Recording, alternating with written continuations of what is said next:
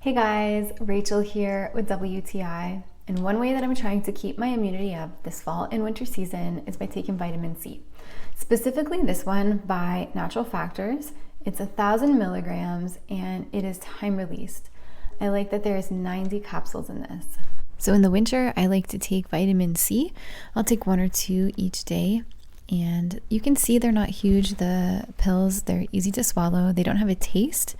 And I find that they don't irritate my stomach at all. Even though I like to eat vitamin C, obviously in fruits and things, a lot of our vegetables and fruits don't contain the same amount of minerals and vitamins that they used to.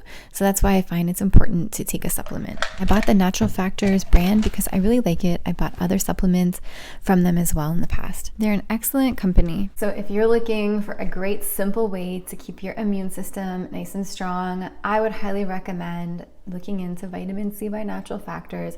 I found that it's worked for me. I feel great when I take it. I like it, and that's my point of view.